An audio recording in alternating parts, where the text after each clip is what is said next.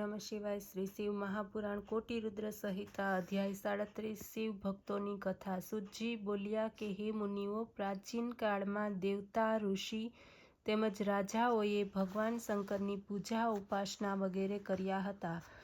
એની ઉત્તમ શ્રેષ્ઠ કથા છે તે હું આપને સંભળાવું છું। આ કથા પહેલા બ્રહ્માએ નારદને સંભળાવી હતી।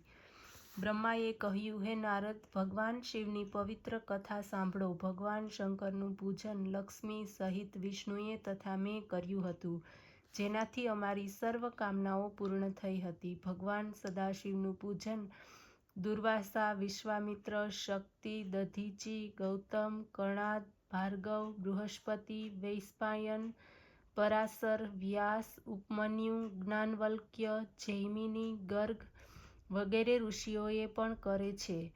ભગવાન શંકરના તેઓ પરમ ભક્ત છે। આ રીતે શુક, શૌનક વગેરે પણ શિવ આરાધના કરે છે। અદિતિએ વધુની સાથે શ્રદ્ધા ભક્તિપૂર્વક શિવ પાર્થિવ લિંગનું પૂજન કર્યું।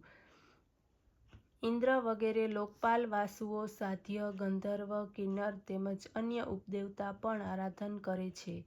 હિરણ્યક્ષ, પ્રહલાદ, વિરોચન, બાણસુર, હિરણ્યાક્ષપુત્ર, વૃષપર્વા, ધનુદાનવ વગેરે સર્વ શિવભક્તો થયા છે। શેષ, વાસુકી, તક્ષક, ગરુડ વગેરે યજ્ઞગણ શિવ પૂજન કરે છે।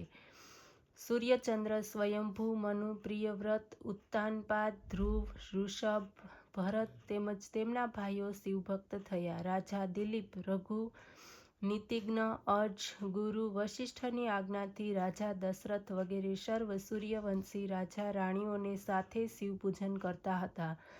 ત્યારે તો ભગવાન શિવજીની અતુલ કૃપાથી કૌશલ્યાના ગર્ભથી વિષ્ણુના અવતાર શ્રીરામ, સુમિત્રાના લક્ષ્મણ, શત્રુઘ્ન તેમજ કૈકેયી દ્વારા ભરત આ 4 પુત્રો પ્રગટ થયા। શ્રીરામ તો શિવના પરમ ભક્ત, રુદ્રાક્ષ તેમજ ભસ્મધારી હતા।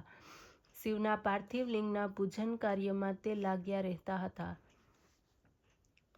વશિષ્ઠે પોતાની તપસ્યાના બળથી સુદ્યુમ્નને પુત્ર થવાનું વરદાન આપ્યું। સુદ્યુમ્ન શિવના શાપને કારણે પોતે સેવક સહિત સ્ત્રી થયા હતા। વળી પાર્થિવ શિવનું પૂજન કરવાથી તે પાછા પુરુષ થયા। તે 1 માસ સુધી સ્ત્રી તથા 1 માસ સુધી પુરુષ રૂપે રહેતા હતા।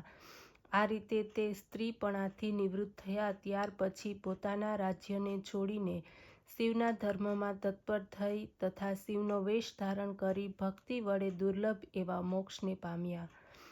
સુદ્યુમ્નના પુત્ર પુરુએ પણ શિવભક્તિ દ્વારા મુક્તિ પ્રાપ્ત કરી પુરુષોત્તમ શ્રીકૃષ્ણે બદ્રીગિરિ નામક પર્વત ઉપર નિવાસ કરીને 7 મહિના સુધી શિવ આરાધન કર્યું। શિવ પ્રસન્ન થયા, એમનાથી વરદાન પ્રાપ્ત કરીને બ્રહ્માંડને પોતાના વશમાં કરી લીધું અને તે જ જગતભરના ગુરુ કહેવાયા। શ્રીકૃષ્ણના વંશમાં ઉત્પન્ન પ્રદ્યુમ્ન, શામ વગેરે પણ શિવ ભક્ત થયા છે।